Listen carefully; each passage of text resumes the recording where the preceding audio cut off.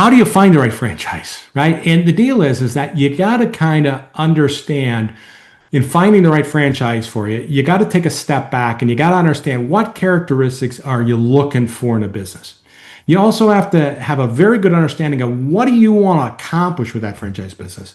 So once we kind of take inventory of what you're looking for, what you want to accomplish in the business, then you got to leverage an investigation process to do your due diligence to evaluate the franchise. And as you're trying to find the right franchise, I always tell people keep an open mind. What we believe true is actually true about a business model can be totally different. You always want to have fun as you're investigating franchises because you're not a franchise owner till the day you sign and pay. So you have fun learning about some really cool businesses. And remember, don't ever take a hobby and turn it into a business. There is a book that I love to give people. It's called E-Myth Revisited. In this book, it has some case studies and it talks about this wonderful lady. And her hobby was baking. She loved baking.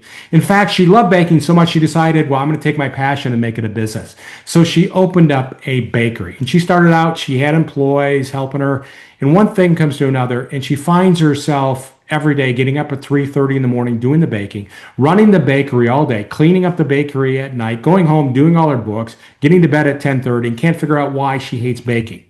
The definition of a hobby is something you do outside of work. Don't turn your hobby into a business. It can ruin that hobby or interest.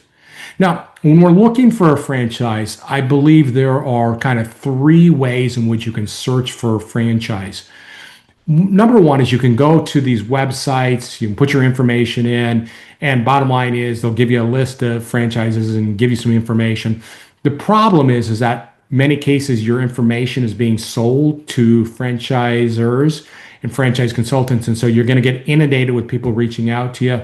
So that's a good way. You can do chat GDP, but it's all kind of just lists. A better way to maybe find a franchise that's right for you is if you see a business you really like, go see if they're franchising. And if they are franchising that business you really like, reach out to them and ask about their franchise opportunities. Now, this is good. This is a direct, it's a path to take. The problem is when you go directly to the company, the franchise company, you're going directly into their sales funnel and nobody's helping you through the process of evaluating that franchise business opportunity. So the best way is to leverage a franchise consultant. It's a free service. That's what I do with people. I help them through the process. And it's just a better way to find the right franchise because you got somebody guiding you through it.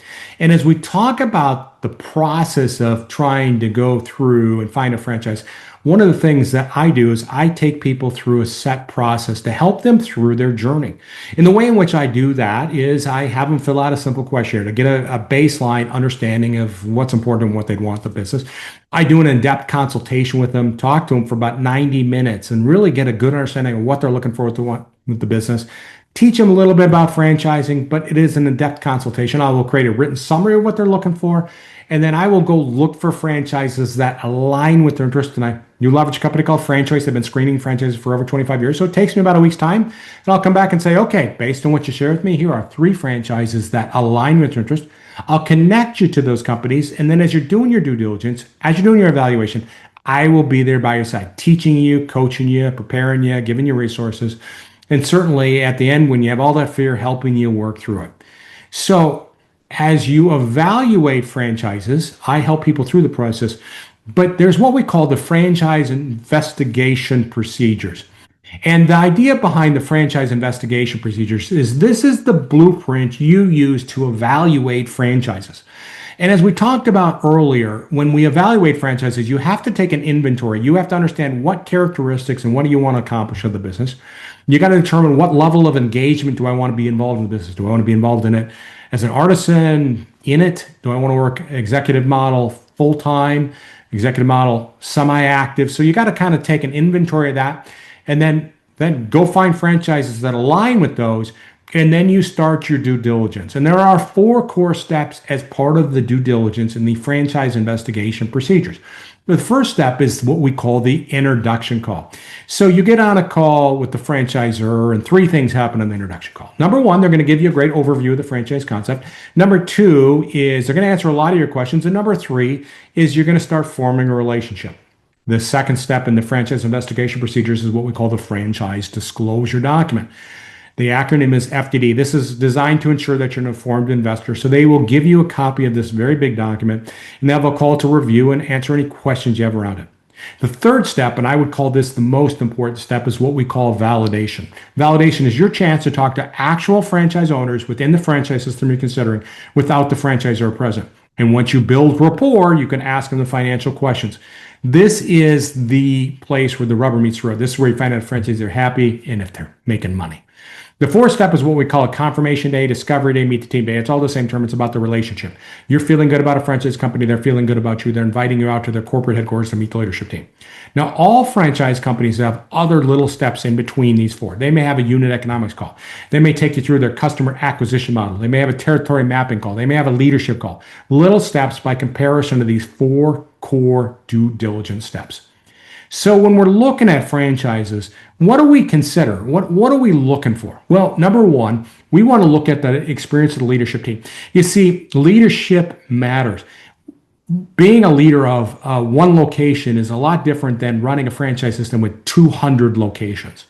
We also want to understand that when we become a franchisee, what is the launch support do I get? What training do I get from that standpoint? And we also, as we evaluate franchises, we want to understand franchisee satisfaction. Are franchisees happy? Are they making money? Are they satisfied from that standpoint? And what's the image and the reputation of the franchise company?